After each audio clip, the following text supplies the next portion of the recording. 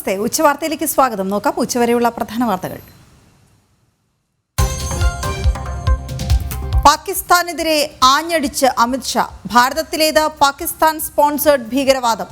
നക്സൽ മുക്ത ഭാരതം യാഥാർത്ഥ്യമാക്കുമെന്നും കേന്ദ്ര ആഭ്യന്തരമന്ത്രി. കമ്മ്യൂണിസ്റ്റ് ഭീകരതയെ പരസ്യമായി പിന്തുണച്ച് CPM. ചർച്ച നടത്താൻ കേന്ദ്രം തയ്യാറാകണമെന്ന് PB.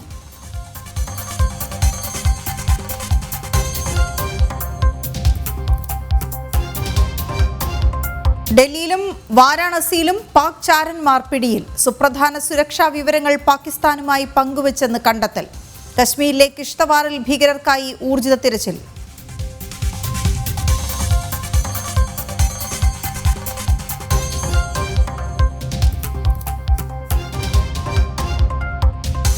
ബംഗ്ലാദേശിൽ ഭരണ പ്രതിസന്ധി. രാജ്യസന്നദ്ധത അറിയിച്ച് മുഹമ്മദ് യൂനുസ്. തീരുമാനം ആഭ്യന്തര പ്രക്ഷോഭങ്ങൾക്ക് പിന്നാലെ. സമ്മർദ്ദത്തിലാക്കി സൈനിക മേധാവിയുടെ അന്ത്യശാസനയും.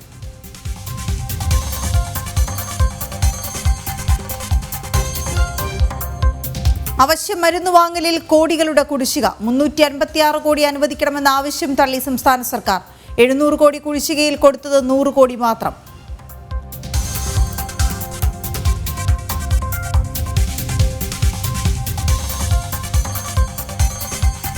ശബരിമലയിൽ മാലിന്യം തള്ളിയാൽ കർശന നടപടിയെന്ന് ഹൈക്കോടതി. വന്യജീവി സംരക്ഷണ നിയമപ്രകാരം കേസെടുക്കണം. കർശന നിർദ്ദേശം നൽകി ഹൈക്കോടതി ദേവസ്വം ബെഞ്ച്.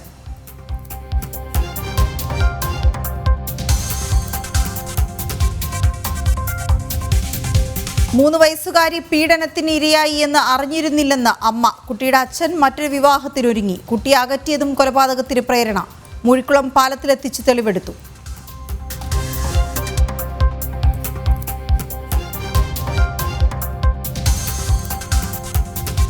റാപ്പർ വേടനെതിരെ NIAയ്ക്കും കേന്ദ്ര ആഭ്യന്തര മന്ത്രാലയത്തിനും പരാതി. നീക്കം പ്രധാനമന്ത്രി നരേന്ദ്രമോദി അധിക്ഷേപിച്ചതിൽ.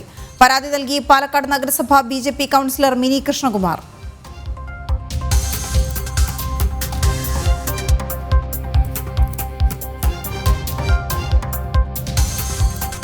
മലപ്പുറം കാളികാവിലെ കടുവയ്ക്കായി ഇന്നും തിരച്ചിൽ. കേരള എസ്റ്റേറ്റ് പരിസരത്ത് പരിശോധന. കടുവയെ പിടികൂടാത്തതിൽ പ്രതിഷേധവുമായി നാട്ടുകാർ. മൂന്നാറിലും മലമ്പുഴയിലും ജനവാസ മേഖലയിൽ പുലി.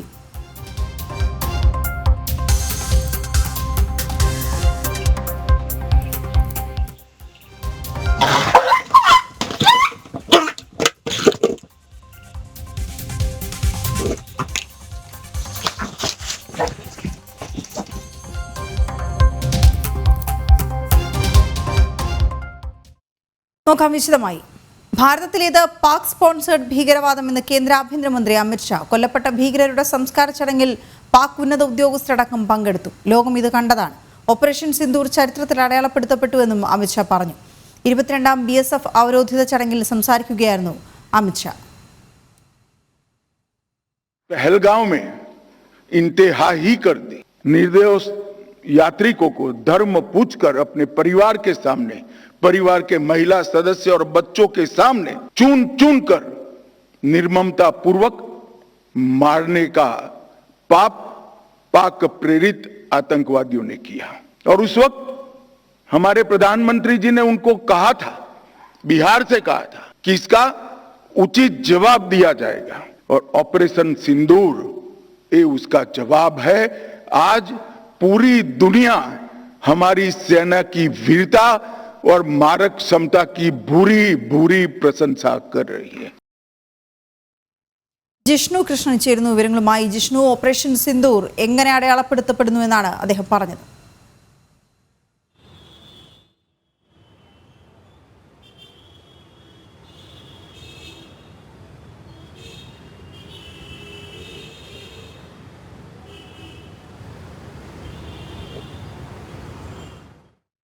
ജിഷ്ണു കൃഷ്ണൻ വിവരങ്ങൾ നൽകും. ജിഷ്ണു, കേൾക്കാൻ കഴിയുന്നുണ്ടെങ്കിൽ അമിത്ഷാ വ്യക്തമാക്കിയത്, പാകിസ്ഥാനെതിരെ ആഞ്ഞടിച്ചത്, ഓപ്പറേഷൻ സിന്ദൂറിൽ വിശദീകരണം നൽകിയത് ഒക്കെയും ഭാരതത്തിലെമ്പാടുമുള്ള ഓരോരുത്തരോടുമുള്ള ഒരു വിശദീകരണം തന്നെയായി തന്നെ നമുക്ക് കണക്കാക്കേണ്ടിയിരിക്കുന്നു. ഭാരതത്തിലേത് പാക് സ്പോൺസേഡ് ഭീകരവാദം എന്ന് തന്നെ കേന്ദ്ര ആഭ്യന്തരമന്ത്രി വ്യക്തമാക്കിയിരിക്കുകയാണ്. ഓപ്പറേഷൻ സിന്ദൂർ ചരിത്രത്തിൻ്റെ ഭാഗമാകുമെന്ന് അദ്ദേഹം പറയുന്നു. അതെങ്ങനെ അടയാളപ്പെടുത്തുന്നു എന്ന ചോദ്യം അദ്ദേഹത്തിൻ്റെ ആ പ്രസംഗത്തിലുടനീളം അദ്ദേഹം വ്യക്തമാക്കിയത് എന്താണ്?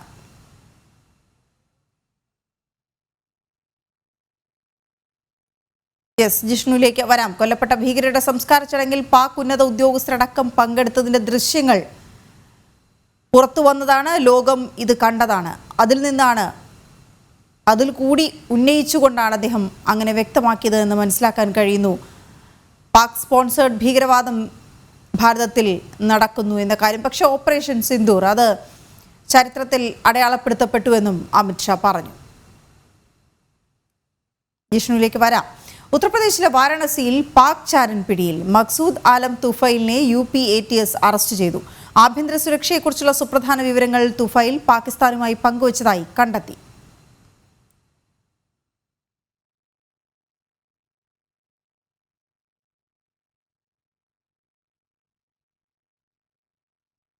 അതേസമയം ഓപ്പറേഷൻ സിന്ദൂർ ലോകത്തോട് വിശദീകരിക്കാൻ 4ാം പ്രതിനിധി സംഘം ഇന്ന് ബഹ്റൈനിലേക്ക് പുറപ്പെടും. ബൈജയന്ത് പാണ്ഡെ നയിക്കുന്ന സംഘമാണ് ഇന്ന് യാത്ര തിരിക്കുക. 7 പ്രതിനിധി സംഘങ്ങളാണ് വിവിധ രാജ്യങ്ങൾ സന്ദർശിക്കുന്നത്. ശശി തരൂർ MP നയിക്കുന്ന സംഘം നാളെയാണ് US പുറപ്പെടുക. DMK MP കനിമൊഴി നയിക്കുന്ന സംഘം റഷ്യയിലെത്തി.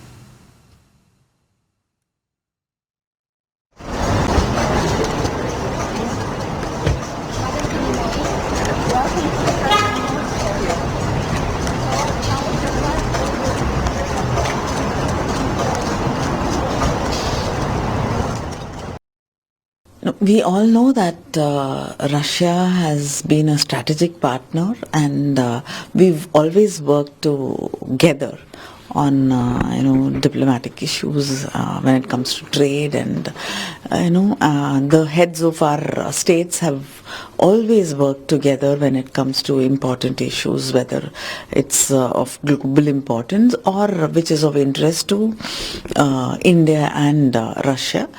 So it becomes very important at this point to reach out to Russia when we have been facing terror attacks time and again.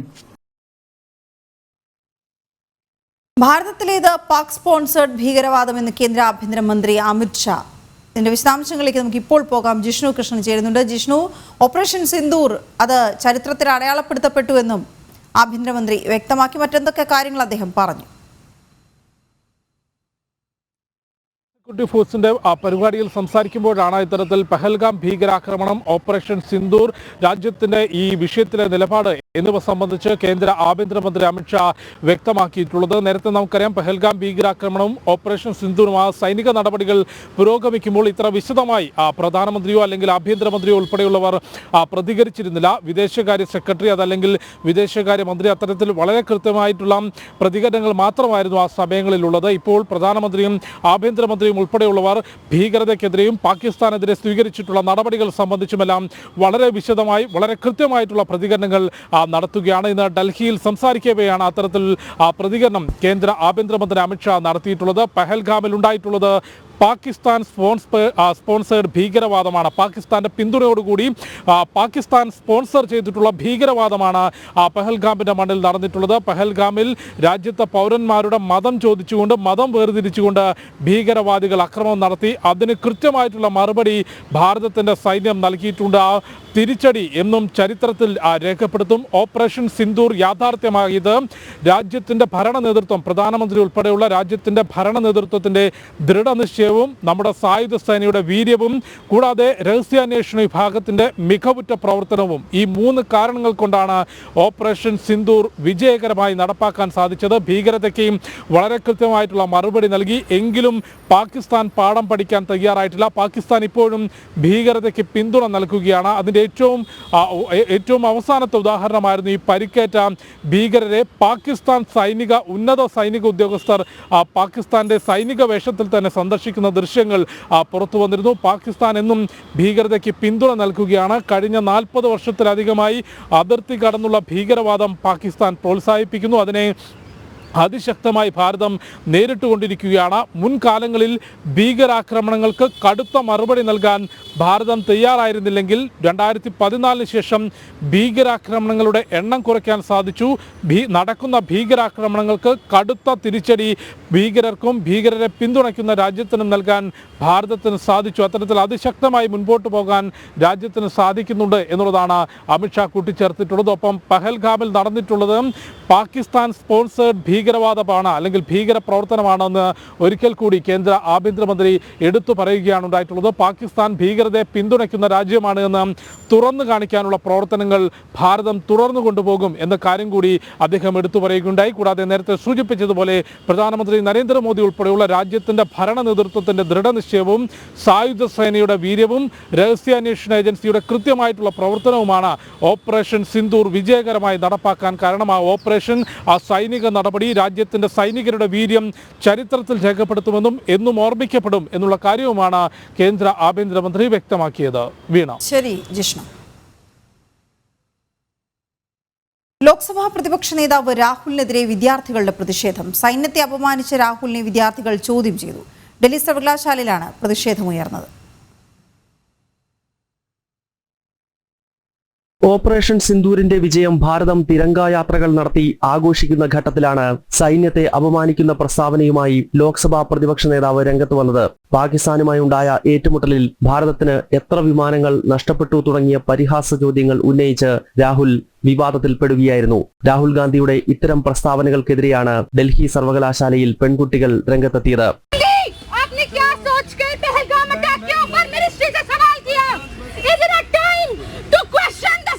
വിദ്യാർത്ഥികളുടെ ചോദ്യത്തിന് ഉത്തരം നൽകാൻ രാഹുൽ തയ്യാറായില്ല. ക്യാമ്പസിലേക്ക് അപ്രതീക്ഷിതമായി കടന്നു വന്ന രാഹുലിന് വലിയ അടിയായി വിദ്യാർത്ഥികളുടെ പ്രതിഷേധം. പ്രതിപക്ഷ നേതാവ് ക്യാമ്പസിലെത്തുന്ന കാര്യം മുൻകൂട്ടി അറിയിച്ചത് NSU നേതാക്കളെ മാത്രമായിരുന്നു. ജനം, ഡൽഹി.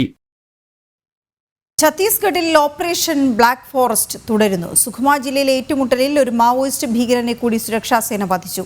ഇന്നലെ തുടങ്ങിയ ഏറ്റുമുട്ടൽ ഇപ്പോഴും തുടരുകയാണ്. അടുത്ത വർഷം മാർച്ചോടെ രാജ്യം നക്സൽ മുക്തമാകുമെന്ന് ആഭ്യന്തരമന്ത്രി അമിത്ഷാ പ്രഖ്യാപിച്ചിരുന്നു. അതേസമയം കമ്മ്യൂണിസ്റ്റ് ഭീകരതയെ പരസ്യമായി പിന്തുണച്ച CPM ഛത്തീസ്ഗഡിൽ കമ്മ്യൂണിസ്റ്റ് ഭീകരരെ വധിച്ച സൈനിക നടപടിയെ CPM അപലപിച്ചു. കമ്മ്യൂണിസ്റ്റ് ഭീകരരുമായി ചർച്ച നടത്താൻ കേന്ദ്ര സർക്കാർ തയ്യാറാകണമെന്ന് CPM പോളിറ്റ് ബ്യൂറോ ആവശ്യപ്പെട്ടു.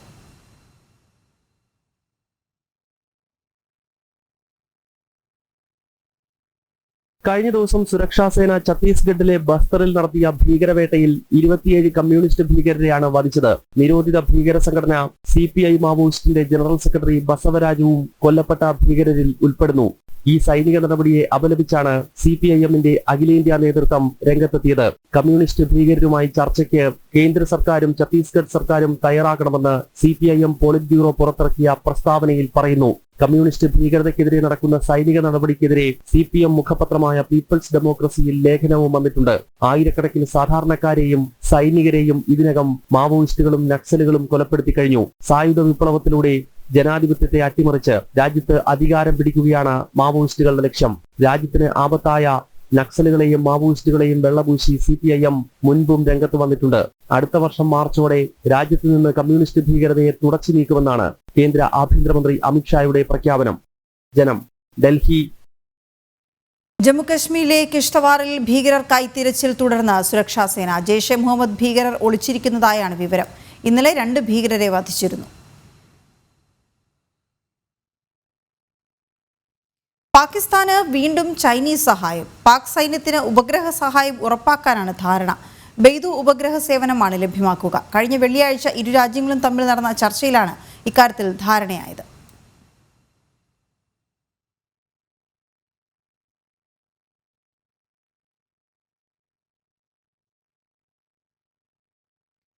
നെറുകയിൽ സിന്ദൂരവും ഭഗവത്ഗീതയിലെ ശ്ലോകം ആലേഖനം ചെയ്ത വസ്ത്രവും അണിഞ്ഞ കാൻ ചലച്ചിത്രമേളയിൽ ശ്രദ്ധ നേടി ഐശ്വര്യ റോയ്. ഓപ്പറേഷൻ സിന്ദൂറിന്റെ നിശബ്ദ സന്ദേശവുമായാണ് അഭിനേത്രിയും മുൻ ലോകസുന്ദരിയുമായ ഐശ്വര്യ റായ് ബച്ചൻ കാനിൽ ഇത്തവണ തിളങ്ങിയത്.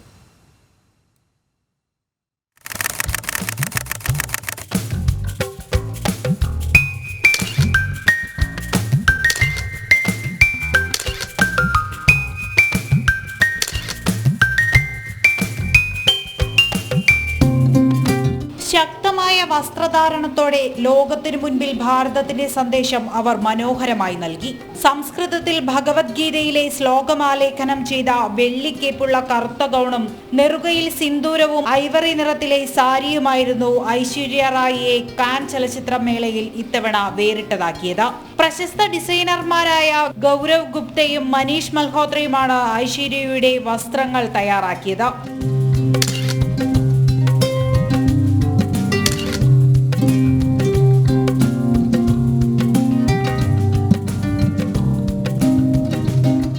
ഓപ്പറേഷൻ സിന്ദൂരിന്റെ സന്ദേശം ലോകത്തിന് നൽകുക എന്നതായിരുന്നു താരത്തിന്റെ ശ്രമം. ഇതിന് സമൂഹ മാധ്യമങ്ങളിൽ വലിയ സ്വീകാര്യതയും ലഭിക്കുന്നുണ്ട്. നേരത്തെ പ്രധാനമന്ത്രി നരേന്ദ്രമോദിയുടെ മുഖം ആലേഖനം ചെയ്ത പെയിന്റിങ്ങുകളുള്ള മാല ധരിച്ചുകൊണ്ട് നടിയും മോഡലുമായ രുചി ഗജ്ജറും ക്യാനിലെത്തിയിരുന്നു. കൾച്ചറൽ ഡെസ്ക്, ജനം. ഭരണപ്രതിസന്ധിയിൽ ബംഗ്ലാദേശ്. ഇടക്കാല സർക്കാർ മേധാവി മുഹമ്മദ് യൂനുസ് രാജ്യസന്നദ്ധത അറിയിച്ചുവെന്ന് റിപ്പോർട്ട്. നിലവിലെ സാഹചര്യത്തിൽ തനിക്ക് തുടരാൻ സാധിക്കില്ലെന്ന് യൂനുസ്. ആഭ്യന്തര പ്രക്ഷോഭങ്ങളെയും സൈനിക മേധാവിയുടെ അന്ത്യശാസനത്തെയും തുടർന്നാണ് തീരുമാനം. അടിയന്തരമായി പൊതു തെരഞ്ഞെടുപ്പ് നടത്തണം എന്നതായിരുന്നു സൈനിക മേധാവിയുടെ താക്കീത്. ദേശീയ സുരക്ഷാ ഉപദേഷ്ടാവ് അജിത് ഡോവൽ റഷ്യയിലേക്ക്. ഈ മാസം 27 മുതൽ 29 വരെയാണ് സന്ദർശനം. മോസ്കോയിൽ നടക്കുന്ന 13ാമത് NSA അന്താരാഷ്ട്ര യോഗത്തിൽ പങ്കെടുക്കും. Russia security council secretary Sergei ഷോയിഗു യോഗത്തിന് അധ്യക്ഷനാകും.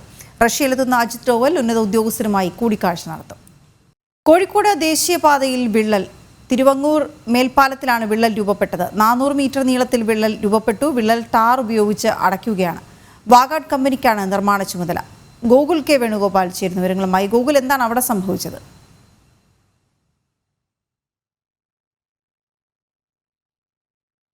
റീച്ചിന്റെ ഭാഗമായിട്ടുള്ള വെങ്ങളം മേൽപ്പാലമാണ് ഇവിടെ. മിനിയാന്ന് ഇവിടെ നല്ലൊരു മഴ പെയ്തിരുന്നു. ആ മഴ പെയ്ത സമയത്താണ് ഈ മേൽപ്പാലത്തിന്റെ ഒരു 400 മീറ്ററോളം നീളത്തിൽ ഇത്തരത്തിൽ വിള്ളൽ രൂപപ്പെട്ടത്. വിള്ളൽ രൂപപ്പെട്ടതിന് ശേഷം ഈ വാഗാഡ് കമ്പനിയുടെ ഉദ്യോഗസ്ഥർ, ജീവനക്കാർ വന്ന് ടാറൊക്കെ ഉപയോഗിച്ച് ഇത് അടയ്ക്കുന്ന സമയത്താണ് നാട്ടുകാരുടെ ശ്രദ്ധയിൽ ഇത് പെട്ടത്. നാട്ടുകാർ പ്രശ്നമാക്കിയിരുന്നു.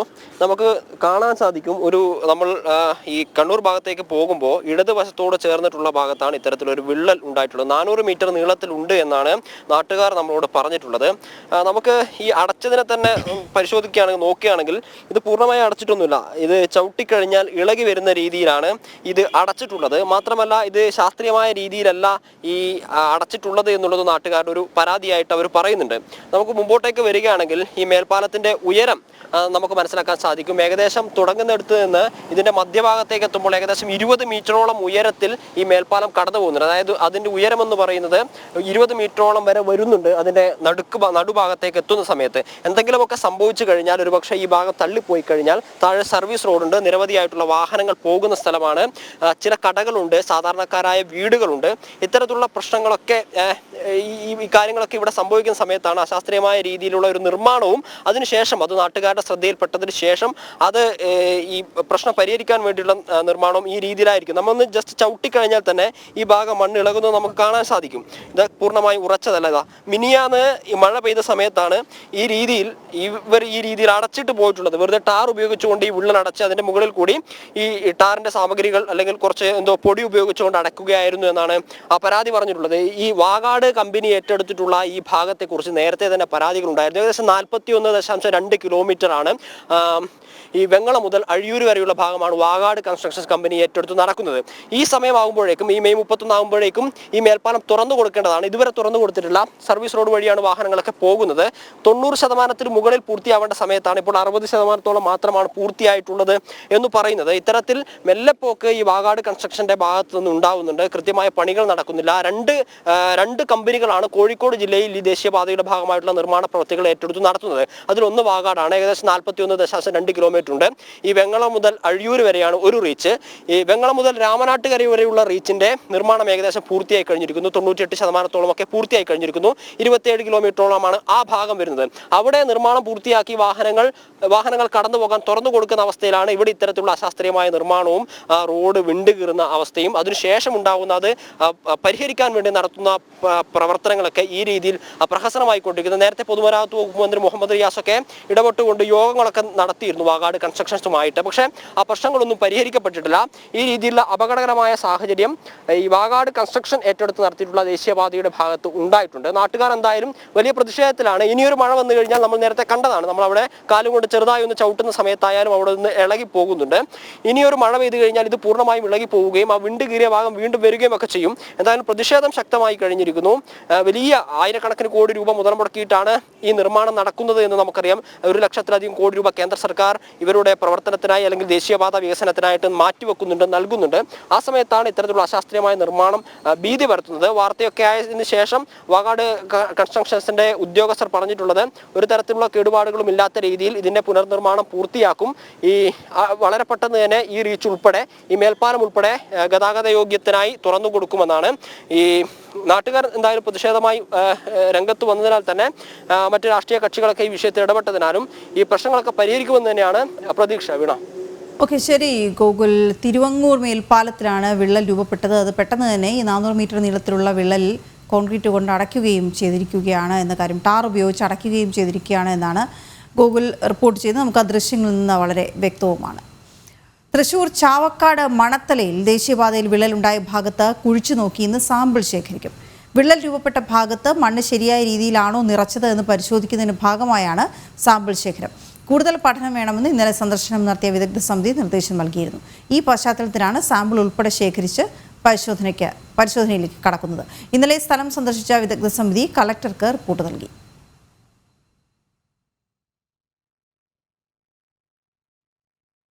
മലപ്പുറം കൂരിയാട് നിർമ്മാണത്തിലുണ്ടായിരുന്ന ദേശീയപാതയുടെ സർവീസ് റോഡ് തകർന്ന സമയത്തുള്ള ദൃശ്യങ്ങൾ പുറത്ത്. കാറുകളിൽ ഉണ്ടായിരുന്നവർ അത്ഭുതകരമായി രക്ഷപ്പെടുന്നതും ദൃശ്യങ്ങളിൽ കാണാം. ശബ്ദം കേട്ട് സമീപത്തെ ക്ലിനിക്കിലെ ഡോക്ടറാണ് ദൃശ്യം പകർത്തിയത്.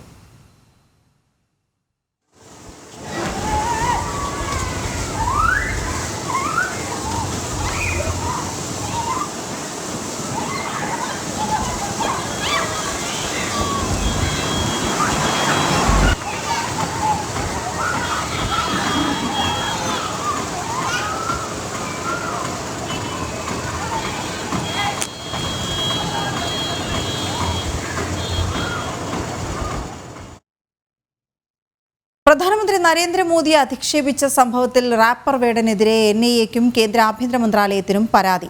പാലക്കാട് നഗരസഭയിലെ BJP കൗൺസിലർ മിനി കൃഷ്ണകുമാറാണ് പരാതി നൽകിയത്. പ്രധാനമന്ത്രിയെ അധിക്ഷേപിച്ച വേടന്റെ പുറകിൽ മറ്റാരെങ്കിലും ഉണ്ടോ എന്ന് വിശദാന്വേഷണം വേണമെന്ന് പരാതിയിൽ പറയുന്നു. ജനം TV വാർത്തയ്ക്ക് പിന്നാലെയാണ് നടപടി. ജനം ഇമ്പാക്ട്.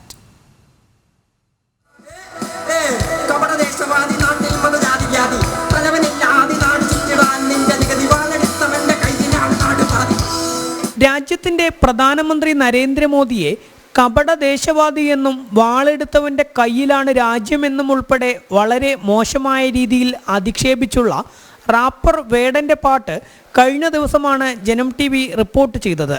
ഇതിന് പിന്നാലെയാണ് പാലക്കാട് നഗരസഭയിലെ BJP കൗൺസിലർ മിനി കൃഷ്ണകുമാർ പ്രധാനമന്ത്രിയെ അധിക്ഷേപിച്ച വേടനെതിരെ കേസെടുക്കണമെന്നാവശ്യപ്പെട്ട് NIA-ക്കും കേന്ദ്ര ആഭ്യന്തര മന്ത്രാലയത്തിനും പരാതി നൽകിയത്. വേടന്റെ പുറകിൽ മറ്റാരെങ്കിലും ഉണ്ടോ എന്നുൾപ്പെടെ വിശദമായ അന്വേഷണം വേണമെന്ന് മിനി കൃഷ്ണകുമാർ പറഞ്ഞു. ഇത്രയും ഒരു ഫംഗ്ഷൻ മൊബിലൈസ് ചെയ്യണമെങ്കിൽ അതിൻ്റെ പിന്നിലുള്ള സ്പോൺസേഴ്സ് ഉണ്ടാവുമല്ലോ. ആ സ്പോൺസേഴ്സ് ആരൊക്കെയാണെന്ന് കണ്ടെത്തണം. ആ സ്പോൺസേഴ്സിനുള്ള ബെനിഫിറ്റുകൾ എന്തൊക്കെയാണെന്ന് കണ്ടെത്തണം. ഇതെല്ലാം കേന്ദ്ര ഏജൻസി അന്വേഷിച്ചോട്ടെ. കേരള പോലീസിൽ പരാതി നൽകിയിട്ടും പ്രയോജനമില്ലെന്ന് അറിയാം എന്നതിനാലാണ് കേന്ദ്ര ഏജൻസിയെ സമീപിച്ചതെന്നും മിനി കൃഷ്ണകുമാർ വ്യക്തമാക്കി. കേരള പോലീസിൽ എന്തിനാണ് പരാതി നൽകേണ്ട ആവശ്യം ഈ വിഷയത്തിൽ? കേരള പോലീസിന് ഇതുമായിട്ട് യാതൊരു ബന്ധവുമില്ല. റാപ്പർ വേടൻ വന്ന സംഗീത നിശയിൽ അവിടെ ഉണ്ടാകുന്ന കുപ്പികൾ പെറുക്കാനും അതുപോലെ തന്നെ അവിടെ വന്ന് മദ്യപിച്ച് ലക്ക് കെട്ട് നിലത്ത് വീഴുന്ന ആളുകളെ എല്ലാം തൂക്കിയെടുത്തുകൊണ്ട് പോരാൻ മാത്രമേ കേരള പോലീസിനാവുള്ളൂ. ഇത് രഹസ്യാന്വേഷണ ഏജൻസി തന്നെ അന്വേഷിക്കേണ്ട കാര്യമാണ്. ഒരു സമാജത്തിൻ്റെ കെട്ടുറപ്പിനെ ബാധിക്കുന്ന കാര്യങ്ങൾ, രാജ്യത്തിൻ്റെ അഖണ്ഡതയെ ബാധിക്കുന്ന കാര്യങ്ങൾ, അതുപോലെ തന്നെ പ്രധാനമന്ത്രിയെ അധിക്ഷേപിക്കുന്ന കാര്യങ്ങൾ, ഇതെല്ലാം അന്വേഷിക്കേണ്ട ഏജൻസി കേന്ദ്ര അന്വേഷണ ഏജൻസി. വേടന്റെ പാട്ടുകൾ ഹിന്ദു സമൂഹത്തിൽ ജാതീയ ഭിന്നത ഉണ്ടാക്കുന്നുവെന്നും ശ്രീലങ്കൻ പുലികളെ ഉൾപ്പെടെ വെള്ളപൂശുന്നതാണെന്നും നേരത്തെ വിമർശനം ഉയർന്നിരുന്നു. പിന്നാലെയാണ് രാജ്യത്തിന്റെ പ്രധാനമന്ത്രിയെ തന്നെ അധിക്ഷേപിച്ചുള്ള പാട്ട് 5 വർഷം മുൻപ് യൂട്യൂബിൽ അപ്ലോഡ് ചെയ്തത് സംബന്ധിച്ച വാർത്ത ജനം TV റിപ്പോർട്ട് ചെയ്തത്. ഇതുവരെയും വീഡിയോ യൂട്യൂബിൽ നിന്നും റിമൂവ് ചെയ്തിട്ടില്ല. മാത്രമല്ല പ്രധാനമന്ത്രിയെ അധിക്ഷേപിച്ചിട്ടും കേരള പോലീസ് കേസും എടുത്തിട്ടില്ല. PR മനൂപിനൊപ്പം അരുൺ ആലത്തൂർ, ജനം, പാലക്കാട്. എറണാകുളം തിരുവാങ്കുളത്ത് 3 വയസ്സുകാരിയെ പുഴയിലെറിഞ്ഞ് കൊലപ്പെടുത്തിയ കേസിൽ അമ്മയുമായി തെളിവെടുപ്പ് നടത്തി. മുഴുക്കുളം പാലത്തിൽ എത്തിച്ചായിരുന്നു തെളിവെടുത്തത്. അമ്മയ്ക്ക് മാനസിക പ്രശ്നങ്ങളില്ല. കൂട്ടുകുടുംബം പോലെ കഴിഞ്ഞ സാഹചര്യം അച്ഛൻ്റെ ബന്ധു മുതലെടുത്തെന്നും പോലീസ് പറഞ്ഞു. രേഷ്മ ബാബു ചേരുന്ന വിവരങ്ങളുമായി. രേഷ്മ, ഇന്ന് തെളിവെടുപ്പിന് ശേഷവും കൂടുതൽ കാര്യങ്ങൾ ചോദിച്ചറിഞ്ഞതിന് ശേഷവും എന്താണ് പോലീസ് വ്യക്തമാക്കുന്നത്?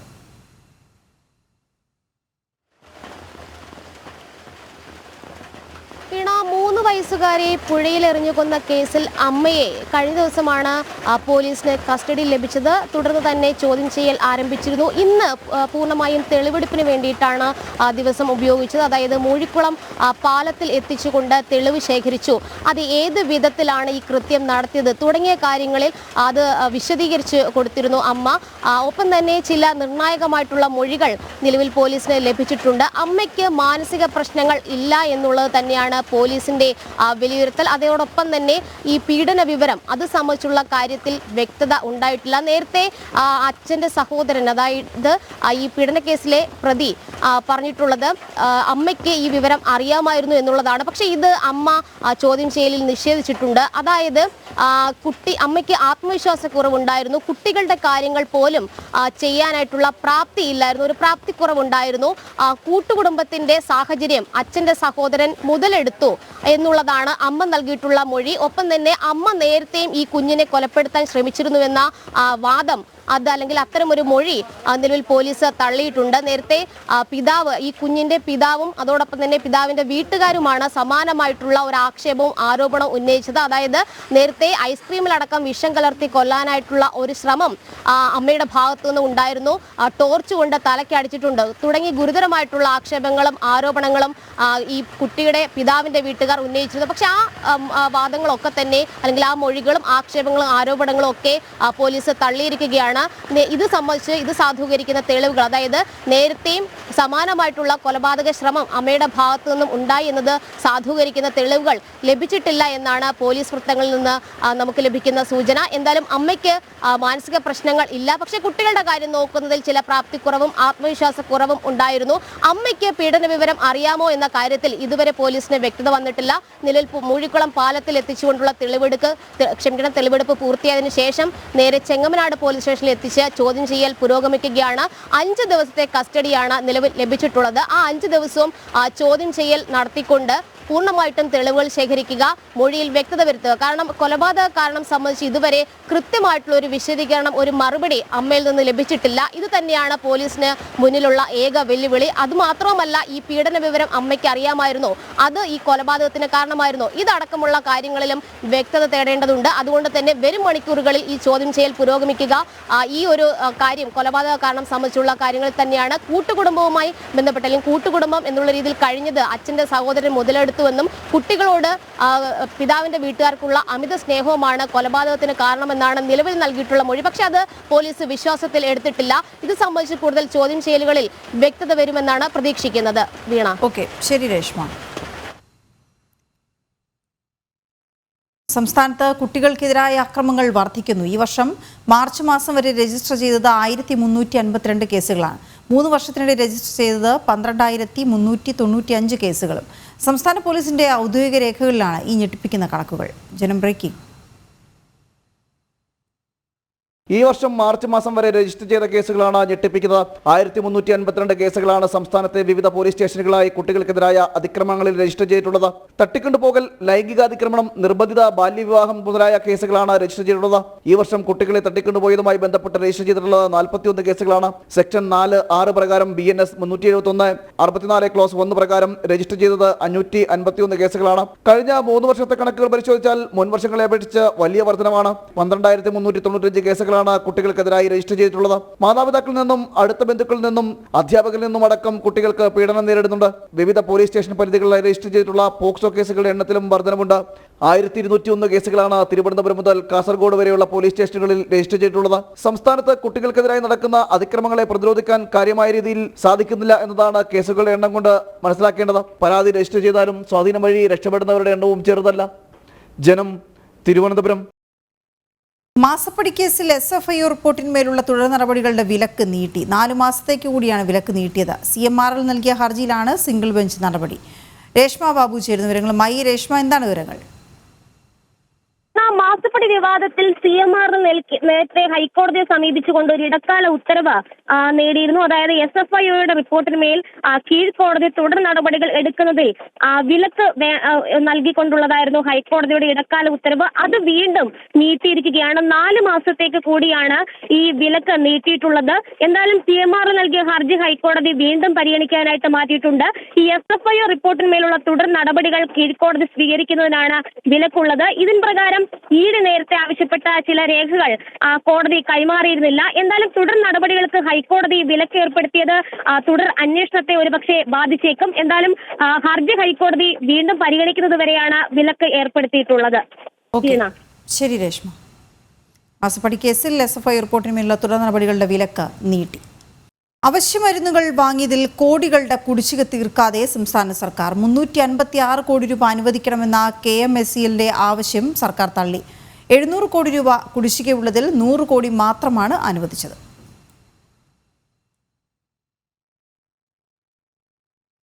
സംസ്ഥാനത്തെ സർക്കാർ ആശുപത്രികളിലേക്ക് കേരള മെഡിക്കൽ സർവീസ് കോർപ്പറേഷൻ വഴിയാണ് മരുന്നുകൾ വാങ്ങുന്നത്.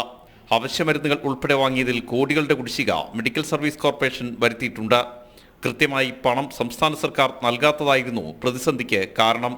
700 കോടി രൂപയ്ക്കടുത്തേക്ക് കുടിശ്ശികയെത്തിയതോടെ മരുന്നുകളുടെ വിതരണം കമ്പനികൾ നിർത്തിവച്ചിരുന്നു. പകുതി കുടിശ്ശികയെങ്കിലും തീർക്കണമെന്നായിരുന്നു മരുന്നുകൾ വിതരണം ചെയ്ത കമ്പനികളുടെ ആവശ്യം. ഇതോടെ സംസ്ഥാനത്തെ സർക്കാർ ആശുപത്രികളിൽ മരുന്നുക്ഷാമം രൂക്ഷമായി. അവശ്യമരുന്നുകൾ പോലും വൻ വില കൊടുത്തു വാങ്ങേണ്ട അവസ്ഥയിലാണ് സാധാരണക്കാരായ രോഗികൾ. ഈ സാഹചര്യത്തിലാണ് മരുന്ന് വിതരണം തടസ്സമില്ലാതെ നടത്താൻ സഹായം തേടി കേരള മെഡിക്കൽ സർവീസ് കോർപ്പറേഷൻ വീണ്ടും സർക്കാരിനെ സമീപിച്ചത്. 356 കോടി അടിയന്തരമായി അനുവദിക്കണമെന്നായിരുന്നു ആവശ്യം. എന്നാൽ കഴിഞ്ഞ മാസം 3-ന് മെഡിക്കൽ സർവീസ് കോർപ്പറേഷൻ MD നൽകിയ കത്തിൽ 100 കോടി മാത്രമാണ് സർക്കാർ അനുവദിച്ചത്. ഇതുകൊണ്ട് എങ്ങനെ പ്രതിസന്ധി പരിഹരിക്കുമെന്ന ഉദ്യോഗസ്ഥർക്കും വ്യക്തതയില്ല. പകുതി കുടിശ്ശികയെങ്കിലും നൽകാതെ അവശ്യമരുന്നുകൾ എത്തിക്കാൻ കഴിയില്ലെന്ന ഉന്നത ഉദ്യോഗസ്ഥരും രഹസ്യമായി സമ്മതിക്കുന്നു. ഇതോടെ സർക്കാർ ആശുപത്രികളിൽ മരുന്ന് വാങ്ങാനെത്തുന്നവർക്ക് വില കുറഞ്ഞ മരുന്നുകൾ മാത്രമാകും ലഭ്യമാവുക. ആർ രാജീവ്, ജനം, തിരുവനന്തപുരം. കൈക്കൂലി കേസിൽ EDക്കെതിരെ പരാതി നൽകിയ വ്യവസായി മുമ്പ് സാമ്പത്തിക തട്ടിപ്പ് കേസിലെ പ്രതി. ടാസാനിയയിൽ നിന്ന് കശുവണ്ടി ഇറക്കുമതി ചെയ്ത് നൽകാമെന്ന് വിശ്വസിപ്പിച്ച് 15 കോടിയോളം രൂപയാണ് തട്ടിയത്. ഇതിനിടെ രണ്ടാം പ്രതി വിൽസൺ വർഗീസും പരാതിക്കാരൻ അനീഷ് ബാബുവുമായുള്ള ഫോൺ സംഭാഷണം പുറത്തുവന്നു. പ്രതികൾക്ക് ജാമ്യം ലഭിച്ചത് തിരിച്ചടിയായി കാണുന്നില്ലെന്ന് വിജിലൻസ് SP S ശശിധരൻ പറഞ്ഞു. കൊട്ടാരക്കര പോലീസ് രജിസ്റ്റർ ചെയ്ത കേസിൽ 2020 ജനുവരിയിൽ വ്യവസായി അനീഷ് ബാബുവിനെ അറസ്റ്റ് ചെയ്തിരുന്നു. അനീഷ് ബാബുവിനെതിരെ ക്രൈംബ്രാഞ്ചും പോലീസും രജിസ്റ്റർ ചെയ്തിരിക്കുന്നത് 5 കേസുകളാണ്. കൊട്ടാരക്കര അമ്പലക്കരയിൽ വാഴവിള കാറ്റ്യൂസ് കമ്പനി നടത്തി വന്നിരുന്ന അനീഷ് ബാബു ടാർസാനിയിൽ നിന്ന് കേരളത്തിലേക്ക് തോട്ടണ്ടി ഇറക്കുമതി ചെയ്തു നൽകിയിരുന്നു. മറ്റൊരു കശുവണ്ടി വ്യവസായിക്ക് 4000 ടൺ തോട്ടണ്ടി ഇറക്കുമതി ചെയ്യാൻ 18 കോടി രൂപ മുൻകൂറായി വാങ്ങി 700 ടൺ മാത്രമാണ് നൽകിയതെന്നായിരുന്നു പരാതി. ഇതിനിടെ ED ഉദ്യോഗസ്ഥൻ ഉൾപ്പെട്ട വിജിലൻസ് കേസിലെ രണ്ടാം പ്രതി വിൽസൺ വർഗീസും പരാതിക്കാരനും തമ്മിലുള്ള ശബ്ദ സംഭാഷണവും പുറത്തുവന്നു. കേസ് ഒതുക്കാൻ 30 ലക്ഷം രൂപയാണ് മുൻകൂറായി ആവശ്യപ്പെടുന്നത്. ED സമൻസിന് പിന്നാലെയായിരുന്നു സംഭാഷണം. എന്നാൽ ED ഉദ്യോഗസ്ഥരെ കുറിച്ച് വ്യക്തതയില്ലാതെയാണ് ഇടനിലക്കാരന്റെ സംസാരമെന്ന സൂചനയാണ് സംഭാഷണം നൽകുന്നത്. ED ഉദ്യോഗസ്ഥർ അറിയാതെ ഉദ്യോഗസ്ഥരെ കരുവാക്കി ഏജന്റുമാർ പ്രവർത്തിക്കുകയായിരുന്നു എന്നാണ് സംശയം. പ്രോപ്പർട്ടി അറ്റാച്ച് ചെയ്ത് അവർ വിട്ടേക്കും. അത് കോടതിയിൽ നിങ്ങൾ മറ്റേ ചീറ്റിംഗ് കേസ് പ്രോപ്പർട്ടി അറ്റാച്ച് ചെയ്തെന്ന് പറഞ്ഞാൽ എന്റെ പേരിലും അമ്മയുടെ പേരിലും പ്രോപ്പർട്ടി ഒന്നും ഇല്ല, പപ്പയുടെ പേരിലേ പ്രോപ്പർട്ടി ഉള്ളൂ. അല്ല ഞാൻ പറയുന്നത് നിങ്ങളുടെ മറ്റേ കേസ് നടക്കണല്ലേ, അത് അറ്റാച്ച് അതിൽ അറ്റാച്ച്മെന്റ് ഉണ്ട്. എന്റെ വീട് അറ്റാച്ച്മെന്റ് കിടക്കുക. അത് കോടതിയിൽ നടന്നിരിക്കണല്ല കേസ്. അത് തീരുമ്പോഴേ പിന്നെ ഇവര് വരുള്ളൂ. മനസ്സിലായി? അതല്ലാണ്ട് ഫ്രീസിംഗ് വെക്കണ പരിപാടിയുണ്ട്. അത് ഞാൻ സജസ്റ്റ് ചെയ്യില്ല. എന്നുവെച്ചാൽ ഇപ്പൊ നിൽക്കുന്ന ആൾക്കാരൊക്കെ ഒരു 6-7 മാസം ഷഫ്ലിംഗ് നടക്കും. അപ്പൊ പുതിയ ആൾ വന്നിട്ട് ഫയൽ വീണ്ടും അല്ല സാർ, ഇത് ഇപ്പൊ നമ്മൾ ഈ പേയ്മെന്റ് കൊടുക്കുന്നവര് വീണ്ടും നമ്മുടെ ഇത് ഇത് ടോക്കൺ വെച്ചിട്ട് ഇപ്പൊ നിങ്ങൾക്ക് ഈ 14-നുള്ള ലുക്കൌട്ട് നോട്ടീസ്, അറസ്റ്റ്, മറ്റേ പാസ്പോർട്ടിൽ ഇത് ചെയ്യും. പ്രതികൾക്ക് ജാമ്യം ലഭിച്ചത് തിരിച്ചടിയല്ലെന്ന് വിജിലൻസ് SP S ശശിധരൻ പ്രതികരിച്ചു. ചോദ്യം ചെയ്യാൻ അവസരമുണ്ടല്ലോ, ഒരാഴ്ച നമുക്ക് സമയം തന്നിട്ടുണ്ട്, രാവിലെ തൊട്ട് വൈകുന്നേരം വരെ ഉണ്ട്. അതൊരു തിരിച്ചടിയെ കരുതുന്നില്ല. ഈ കേസിലെ പരാതിയുമായി ബന്ധപ്പെട്ടിട്ടുള്ള ഫയൽ തരാൻ വേണ്ടിയിട്ട് നമ്മൾ EDക്ക് നോട്ടീസ് നൽകിയിട്ടുണ്ട്. പ്രിലിമിനറി ആയിട്ട് ഞങ്ങൾ പരിശോധിച്ച് നോക്കിയപ്പോൾ അതിൽ കുറച്ച് വാസ്തവങ്ങളൊന്നും ഉണ്ടെന്ന് കണ്ടുകൊണ്ടാണ് നമ്മളതിലേക്ക് ഇറങ്ങി തിരിച്ചത്. അതുമായിട്ട് ബന്ധപ്പെട്ടിട്ടാണ് 3 പേരെ അറസ്റ്റ് ചെയ്തത്. ഇനി ബാക്കി ഭാഗങ്ങളിലേക്കുള്ള അതിന്റെ യഥാർത്ഥ വസ്തുത കണ്ടെത്താനുള്ള ശ്രമം തുടർന്നു വരികയാണ്. കേസിൽ പ്രതികൾക്ക് ജാമ്യം ലഭിച്ചതടക്കമുള്ള തിരിച്ചടികൾ വിജിലൻസ് നേരിടുമ്പോഴാണ് പരാതിക്കാരന്റെ വിശ്വാസ്യത ചോദ്യം ചെയ്യപ്പെടുന്നതും മുൻകാല കേസുകൾ പുറത്തുവരുന്നതും. ജനം, കൊച്ചി. ഇഡി കൊച്ചി സോണൽ ഓഫീസിന് കനത്ത സുരക്ഷ ഏർപ്പെടുത്തുന്നു. 50 CISF ഉദ്യോഗസ്ഥരെയാണ് ഡൽഹി ഹെഡ്ക്വാർട്ടേഴ്സ് കൊച്ചി ഓഫീസിന്റെ സുരക്ഷയ്ക്കായി അനുവദിച്ചിരിക്കുന്നത്. കടവന്ത്രയിലെ പുതിയ ബഹുനില മന്ദിരത്തിലേക്ക് ഓഫീസ് പ്രവർത്തനം മാറ്റുന്നതോടെ കനത്ത സുരക്ഷ ഏർപ്പെടുത്തും. നിലവിൽ കൊച്ചിയിലെ ED സോണൽ ഓഫീസിന് സ്ഥിരമായി സായുധ വിഭാഗങ്ങളുടെ സുരക്ഷയില്ല. എന്നാൽ അടിയന്തര സാഹചര്യങ്ങളിൽ CISFനെ ഏർപ്പെടുത്താറുണ്ടെങ്കിലും ഇതിനുശേഷം ഉദ്യോഗസ്ഥർ മടങ്ങുകയായിരുന്നു. റെയ്ഡുകൾക്ക് പോകുമ്പോഴും CISFന്റെ സുരക്ഷ ED ആവശ്യപ്പെട്ടിരുന്നു. നേരത്തെ സ്വർണ്ണക്കടത്ത് കേസ് അന്വേഷണം നടക്കുന്ന ഘട്ടത്തിൽ CPM EDക്കെതിരെ തിരിഞ്ഞിരുന്നു. സുരക്ഷാ ഭീഷണി മുൻനിർത്തി ഈ കാലത്ത് ED ഓഫീസിന് മുന്നിൽ CISF സംഘം എത്തിയിരുന്നു. കേന്ദ്ര അന്വേഷണ ഏജൻസികൾക്കെതിരെ രാജ്യവ്യാപകമായി ചില കോണുകളിൽ നിന്ന് ഭീഷണി ഉയർന്നതിനെ തുടർന്ന് ED ഓഫീസുകൾക്ക് മുന്നിൽ CISFനെ വിന്യസിക്കുമെന്ന് കേന്ദ്ര ആഭ്യന്തര മന്ത്രാലയം കഴിഞ്ഞ വർഷം ഏപ്രിലിൽ തന്നെ വ്യക്തമാക്കിയതാണ്. കൊച്ചി ഓഫീസ് സുരക്ഷയ്ക്ക് 50 CISF ഉദ്യോഗസ്ഥരെയും ഷിഫ്റ്റ് അടിസ്ഥാനത്തിൽ വിന്യസിക്കും. നിലവിലെ കൊച്ചി ഓഫീസിൽ സുരക്ഷാ ഉദ്യോഗസ്ഥരെ കൂടി സ്ഥിരമായി ഉൾക്കൊള്ളുന്നതിന് സ്ഥലപരിമിതിയുണ്ട്. ഇതിനാലാണ് പുതിയ ഓഫീസ് പ്രവർത്തന സജ്ജമായ ശേഷം സുരക്ഷ വർദ്ധിപ്പിക്കുന്നത്. ED അന്വേഷിക്കുന്ന വിവിധ സഹകരണ ബാങ്ക് തട്ടിപ്പ് കേസുകളിലും മാസപ്പടി കേസുകളിലും പ്രതിക്കൂട്ടിലായ CPMഉം ദേശീയ നേതാക്കൾ ഉൾപ്പെടെ അന്വേഷണം നേരിടുന്ന കോൺഗ്രസും വിദ്യാർത്ഥി യുവജന സംഘടനകളെ മുൻനിർത്തി ED ഓഫീസിലേക്ക് പരിധിവിട്ട സമരങ്ങളിലേക്ക് നീങ്ങിയിരുന്നു. ഈ പശ്ചാത്തലത്തിലാണ് കനത്ത സുരക്ഷ. ജനം, കൊച്ചി. ഹൈറിച്ച് തട്ടിപ്പ് കേസിൽ രണ്ടാം ഘട്ട അന്വേഷണം ഊർജിതമാക്കി ED. അന്വേഷണ സംഘം കൂടുതൽ ചോദ്യം ചെയ്യലുകളിലേക്ക് കടന്നിരിക്കുകയാണ്. ഹൈറിച്ച് ഉടമ KD പ്രതാപനും ഭാര്യ ശ്രീനയും അടക്കം 37 പേരായിരുന്നു ആദ്യഘട്ട കുറ്റപത്രത്തിലെ പ്രതികൾ. 1651 കോടി രൂപയുടെ തട്ടിപ്പാണ് ഹൈറിച്ച് നിക്ഷേപ തട്ടിപ്പ്. നിക്ഷേപങ്ങൾ സ്വീകരിച്ച് നിക്ഷേപത്തുകയോ ലാഭവീതമോ നൽകാതെ വഞ്ചിക്കുകയായിരുന്നു. ഹൈറിച്ച് ഉടമ KD പ്രതാപനും ഭാര്യ ശ്രീനയും സ്ഥാപനത്തിലെ 15 പ്രൊമോട്ടർമാരും വിവിധ സ്ഥാപനങ്ങളുമായിരുന്നു പ്രതിപട്ടികയിൽ. മറ്റു പ്രൊമോട്ടർമാരെയും ബിനാമി ഇടപാടുകൾക്ക് കൂട്ടുനിന്നവരെയും രണ്ടാം ഘട്ട അന്വേഷണത്തിൽ ചോദ്യം ചെയ്തു വരികയാണ്. ഇവരിൽ പലരും പ്രതികളായേക്കും. കേസിൽ 277 കോടി രൂപയുടെ സ്വത്തുക്കളായിരുന്നു ED കണ്ടുകിട്ടിയത്. Highrich grocery business, farm city, HROTT, HR crypto എന്നിവയുടെ പേരുകളിലായിരുന്നു നിക്ഷേപ തട്ടിപ്പുകൾ. സമാനതകളില്ലാത്ത വൻ സാമ്പത്തിക തട്ടിപ്പുകളിലൊന്നാണ് ഹൈറിച്ച് എന്നാണ് ED വ്യക്തമാക്കിയിരുന്നത്. കേസുമായി ബന്ധപ്പെട്ട് രാജ്യവ്യാപക റെയ്ഡുകൾ നടന്നിരുന്നു. ക്രിപ്റ്റോ കറൻസി ഇടപാടുകളിലൂടെയും കോടികളുടെ തട്ടിപ്പ് നടന്നു. ഉടമ KD പ്രതാപൻ മാത്രമാണ് അറസ്റ്റിലായിട്ടുള്ളത്. ജനം, കൊച്ചി. മുനമ്പം ജനതയെ പരസ്യമായി വെല്ലുവിളിച്ച് പ്രതിപക്ഷ നേതാവ് VD സതീശൻ. സമരത്തിന്റെ പേരിൽ കളിച്ചത് രാഷ്ട്രീയമാണ്, സൂക്ഷിച്ചോ എന്നും അവരുടെ കാര്യങ്ങളൊക്കെയും ഞങ്ങൾക്ക് അറിയാമെന്നും VD സതീശന്റെ ഭീഷണി. കഴിഞ്ഞ ദിവസം ചെറായിൽ നടന്ന കോൺഗ്രസ് യോഗത്തിലായിരുന്നു പ്രതിപക്ഷ നേതാവിന്റെ പരസ്യ വെല്ലുവിളി. പിന്നെ ചില ആളുകളുണ്ട് ഇവരെല്ലാം അവിടെ കൊണ്ടുവന്ന് രാഷ്ട്രീയം കളിച്ച് കുഴപ്പമുണ്ടാക്കിയ ആള്. അത് കുഴപ്പമില്ല, അവിടെ നിന്നോട്ടെ. ചെവിയിലൊന്നും മുള്ളിയേക്ക്, അത്രയുള്ളൂ. ആ ചെയ്തവർ ചെവിയില് കാര്യം മനസ്സിലായില്ല, ചെവിയിലൊന്നും മുള്ളിയേക്ക്, അത്രയുള്ളൂ. കാരണം അവരുടെ കാര്യമൊക്കെ ഞങ്ങൾക്ക് അറിയാം, അവരുടെ കാര്യങ്ങളൊക്കെ ഞങ്ങൾക്ക് അറിയാം. അരുൺ കൊടുങ്ങൂർ ചേരുന്ന വിവരങ്ങളുമായി. അരുൺ, എന്താണ് വെല്ലുവിളിച്ചുകൊണ്ട് പരസ്യമായി വെല്ലുവിളിച്ചുകൊണ്ട് സതീശൻ പറയുന്നത്?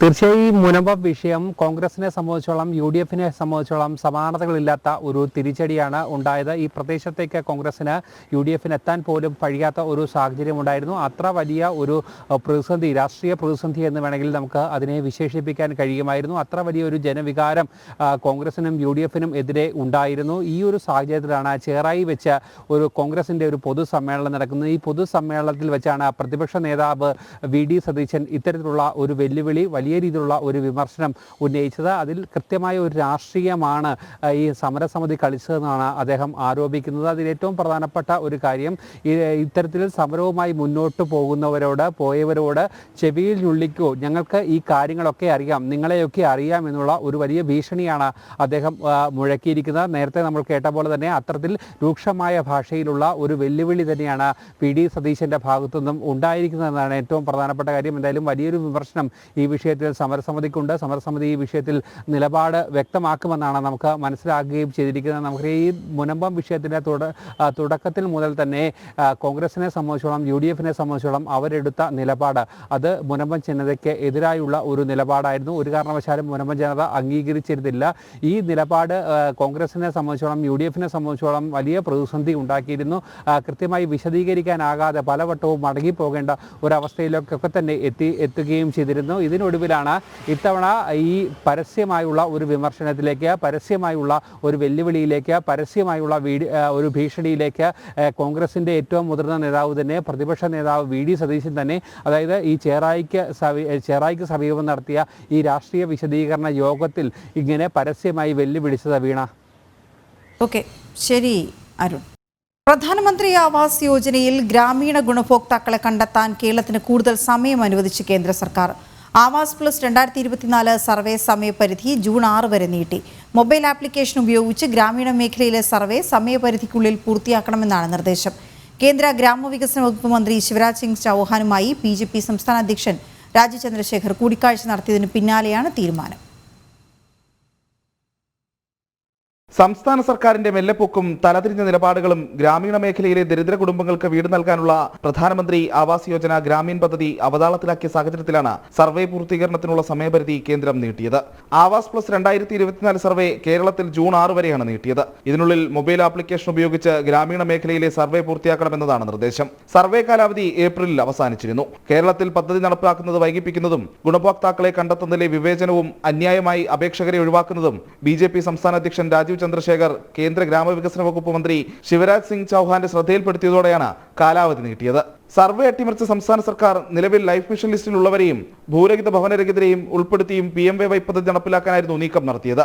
ഇതേ തുടർന്ന് 2021 മുതൽ വീടിന് അപേക്ഷ നൽകി ലിസ്റ്റിൽ നിന്ന് വിട്ടുപോയവരും സാങ്കേതിക കാരണങ്ങളാൽ വീട് ലഭിക്കാത്തവരും പുതിയ ലിസ്റ്റിൽ ഉൾപ്പെടാത്ത സാഹചര്യവും സൃഷ്ടിക്കപ്പെട്ടു.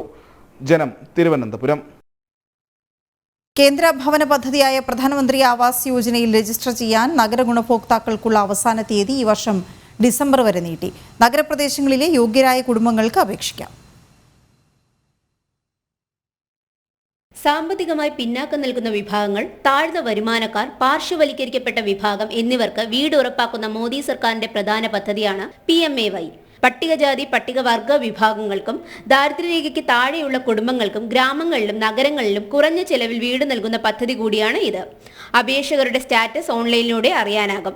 ഔദ്യോഗിക കണക്കുകൾ പ്രകാരം ഇതുവരെ 92 ലക്ഷത്തിലധികം വീടുകൾ പ്രധാനമന്ത്രി ആവാസ് യോജനയിലൂടെ പൂർത്തിയാക്കിയിട്ടുണ്ട്. വാർഷിക വരുമാനം 3 ലക്ഷം രൂപ വരെയും രാജ്യത്ത് എവിടെയും സ്വന്തമായി വീടില്ലാത്തവർക്കും അപേക്ഷിക്കാം. താഴ്ന്ന ഇടത്തരം വരുമാന വിഭാഗത്തിനും നിബന്ധനകൾക്ക് വിധേയമായി PMAYയെ ആശ്രയിക്കാം. ചേരികളിലോ അനധികൃത താമസ സ്ഥലങ്ങളിലോ താമസിക്കുന്ന കുടുംബങ്ങളും പദ്ധതിയിൽ അപേക്ഷിക്കാൻ യോഗ്യരാണ്. നഗര ഗ്രാമീണ മേഖല തിരിച്ചാണ് പദ്ധതി. ഔദ്യോഗിക പോർട്ടലിൽ അപേക്ഷാ ഫോം ലഭ്യമാണ്. ആവശ്യമായ രേഖകൾ അപ്ലോഡ് ചെയ്ത് പദ്ധതിക്കായി അപേക്ഷിക്കാം. 2025 ഡിസംബർ വരെയാണ് അപേക്ഷിക്കാനുള്ള സമയം. നാഷണൽ ഡെസ്ക്, ജനം. ശബരിമല പ്രദേശത്ത് മാലിന്യം തള്ളുന്നവർക്കെതിരെ കർശന നടപടിയെടുക്കണമെന്ന് ഹൈക്കോടതി. കുറ്റക്കാർക്കെതിരെ വന്യജീവി സംരക്ഷണ നിയമപ്രകാരം കേസെടുക്കണം. ഹൈക്കോടതി ദേവസ്വം ബെഞ്ചിന്റേതാണ് കർശന നിർദ്ദേശം.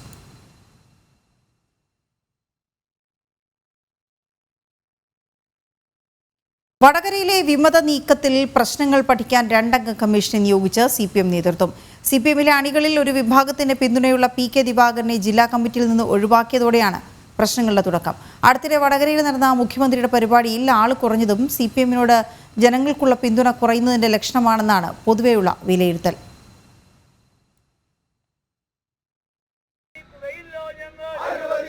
വിമത നീക്കത്തിന്റെ ഭാഗമായി വടകരയിലെ CPMൽ നിന്ന് ഒരു വിഭാഗം അണികൾ പാർട്ടി വിടുമെന്ന് ഏറെക്കുറെ ഉറപ്പായതോടെയാണ് CPM നേതൃത്വം വടകരയിലെ പ്രശ്നങ്ങൾ പഠിച്ച് റിപ്പോർട്ട് നൽകാൻ 2 അംഗ കമ്മീഷനെ നിയോഗിച്ചത്.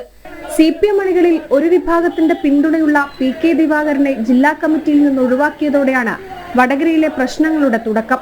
പാർട്ടി അണികൾ ഇതിനെതിരെ പരസ്യമായി രംഗത്ത് വരികയും നേതൃത്വത്തെ രൂക്ഷമായി വിമർശിക്കുകയും ചെയ്തിരുന്നു. CPMന്റെ പോക്ക് ഏകാധിപത്യത്തിലേക്കാണെന്നും പാർട്ടിക്ക് തെറ്റുപറ്റിയെന്നും അണികൾ തന്നെ ചൂണ്ടിക്കാട്ടിയിരുന്നു. പാർട്ടി നിലപാടിനെതിരെ ബ്രാഞ്ച് ലോക്കൽ കമ്മിറ്റികളിൽ നിന്ന് ശക്തമായ പ്രതിഷേധമുയർന്നിരുന്നു. സംസ്ഥാന സമ്മേളനത്തിന് ശേഷം വിഷയത്തിൽ തീരുമാനമുണ്ടാകുമെന്ന് പ്രതീക്ഷിച്ചതോടെ അണികൾ നിശബ്ദത പാലിച്ചിരുന്നു. ഇതോടെ വടകരയിലെ CPMനകത്തെ പ്രശ്നങ്ങൾ കെട്ടടങ്ങിയെന്ന് പാർട്ടി നേതൃത്വം കരുതിയിരുന്നു. എന്നാൽ ഇതിനിടെയാണ് വടകരയിൽ മുഖ്യമന്ത്രി പങ്കെടുത്ത പരിപാടിയിൽ ആള് കുറഞ്ഞത്. ഇത് വടകരയിലെ പാർട്ടി നേതൃത്വത്തിന്റെ പോരായ്മയായും വിലയിരുത്തപ്പെട്ടു. അതോടെയാണ് വടകരയിലെ പാർട്ടിക്കകത്ത് പ്രശ്നം പഠിക്കാൻ തിരക്കിട്ട നീക്കം പാർട്ടി നേതൃത്വം നടത്തുന്നത്. പ്രശ്നം പരിഹരിച്ചില്ലെങ്കിൽ തദ്ദേശ സ്വയംഭരണ തെരഞ്ഞെടുപ്പിൽ വടകര മേഖലയിൽ പാർട്ടിക്ക് വലിയ തിരിച്ചടി ഉണ്ടാകുമെന്നും വിലയിരുത്തൽ ഉണ്ടായിട്ടുണ്ട്.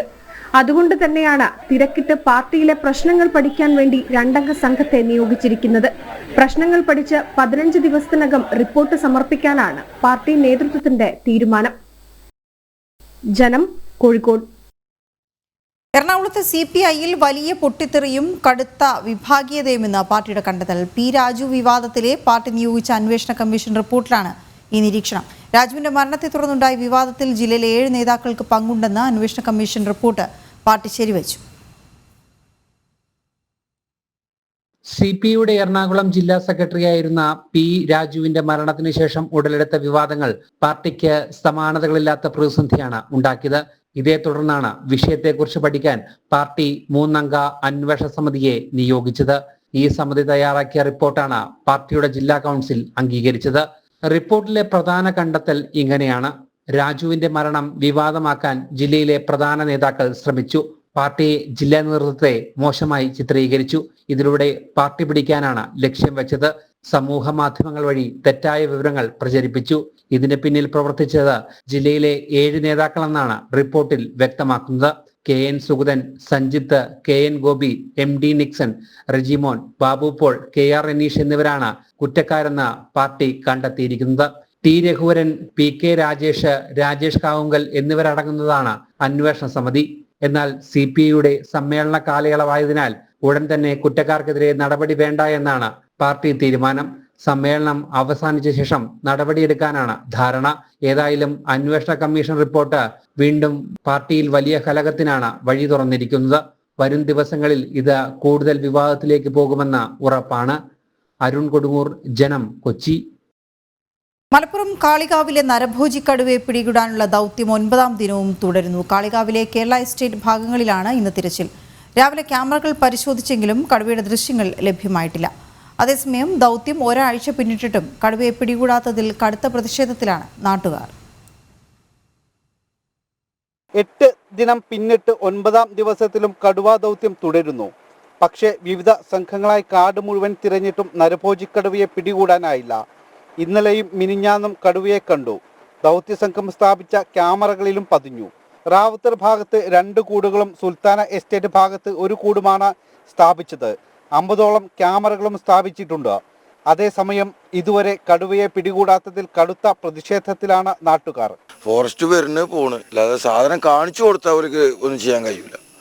ഡയറക്റ്റായിട്ട് സാധനത്തിന് കടുവനെ ഞങ്ങൾ ശരിക്കും ഡയറക്റ്റായിട്ടൊരു 100 മീറ്റർ അകലല്ല, ഒരു 50 മീറ്റർ അകലത്തിൽ ഞങ്ങൾ കടുവനെ നേരിൽ ലൈവിൽ കാണിച്ചു കൊടുത്തതാണ്. ആ സാധനത്തിനൊന്നും ചെയ്യാൻ കഴിയില്ലെങ്കിൽ ഇവരത് കൊണ്ടുപോകില്ല, അത് പിടിക്കൂല എന്നുള്ളത് ഉറപ്പാണല്ലോ. കാണിച്ചു കൊടുത്ത സാധനത്തിന് പിടിക്കൂല എന്നുള്ളത് ഉറപ്പല്ലേ.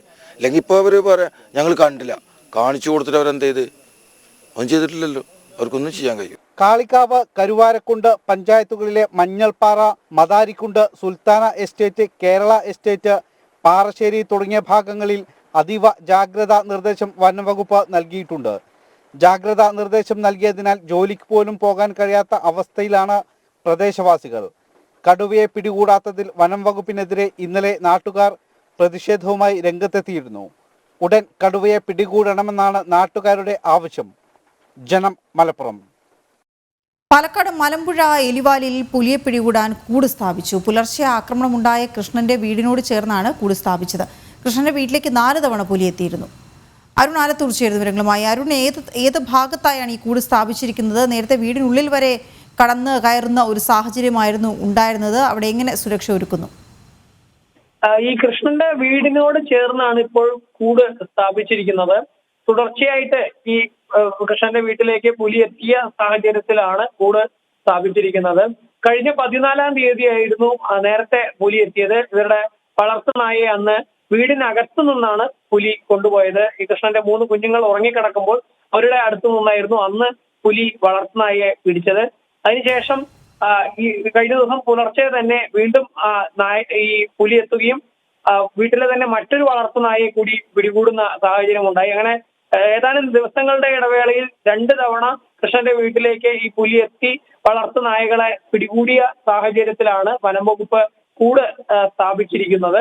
കൃഷ്ണന്റെ വീടിനോട് ചേർന്ന് ഇനിയും പുലി എത്തും എന്ന കണക്കുകൂട്ടലില് ആ വീടിനോട് സമീപത്ത് തന്നെയായിട്ടാണ് വനം വകുപ്പ് അധികൃതർ കൂട് സ്ഥാപിച്ചിരിക്കുന്നത്. നേരത്തെ തന്നെ വലിയ ആവശ്യമായിരുന്നു ഈ കൂട് സ്ഥാപിക്കണം, കൃത്യമായി പുലിയെ ഇവിടെ നിന്നും പിടികൂടണം എന്നുള്ളത്. പക്ഷേ അന്ന് വനം വകുപ്പ് മന്ത്രി ഉൾപ്പെടെ ഉടൻ കൂട് സ്ഥാപിക്കാനുള്ള നടപടികളൊക്കെ സ്വീകരിക്കുമെന്ന് പറഞ്ഞിരുന്നുവെങ്കിലും പിന്നീട് അത്തരം നടപടികളൊന്നും ഉണ്ടായില്ല എന്ന് മാത്രമല്ല, വീണ്ടും പുലി എത്തി നായയെ പിടികൂടുന്ന സ്ഥിതിയും ഉണ്ടായി. ഈ സാഹചര്യത്തിൽ ഇത് നമ്മൾ ജനം TV ഉൾപ്പെടെ റിപ്പോർട്ട് ചെയ്യുകയും ചെയ്തതോടുകൂടെയാണ് വനം വകുപ്പ് ഇപ്പോൾ തിരക്കിട്ട് ഇതിപ്പോൾ കൂട് സ്ഥാപിക്കുന്ന നടപടികളിലേക്ക് കടന്നിരിക്കുന്നത് എന്നുള്ളതാണ്. ഏതായാലും ഈ വർഷം ആരംഭിച്ചതിന് ശേഷം മാത്രം 4 തവണയാണ് ഈ കൃഷ്ണന്റെ വീട്ടിലേക്ക് മാത്രം പുലി എത്തിയിരിക്കുന്നത്. വനം വകുപ്പിന്റെ ഓഫീസിനാണെങ്കിൽ ഏതാനും മീറ്ററുകൾക്കപ്പുറത്താണ് ഈ കൃഷ്ണന്റെ വീട് എന്നുള്ളതും ശ്രദ്ധേയമാണ്. പ്രദേശവാസികൾക്ക് ആകെ ഒന്നേ പറയാനുള്ളൂ, എത്രയും പെട്ടെന്ന് എങ്ങനെയെങ്കിലും കൂട് സ്ഥാപിച്ചോ അതല്ലെങ്കിൽ തിരച്ചിൽ നടത്തിയൊക്കെ അവിടെ നിന്ന് ആ പുലിയെ പിടികൂടി ജനവാസ മേഖലയിൽ നിന്നും മറ്റേതെങ്കിലും വനാതിർത്തിയിൽ കൊണ്ട് തുറന്നു വിടുകയോ മറ്റു നടപടികളിലേക്കോ അധികൃതർ കടക്കണമെന്ന ആവശ്യമാണ് നാട്ടുകാരെ ഉന്നയിക്കുന്നത്. ഓക്കെ, ശരി അരുൺ.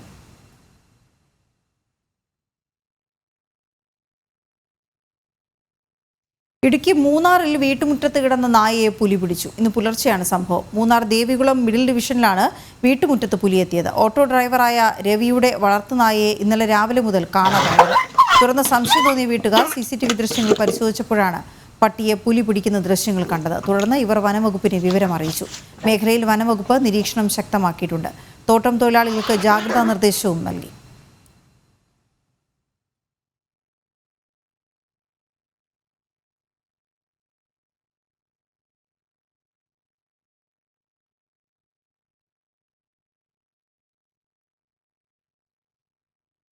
ഉച്ചവാർത്ത പൂർണ്ണമാകുന്നു. ഇടവേളയ്ക്ക് ശേഷം ന്യൂസ് at 2 PM കാണാം. നമസ്തേ.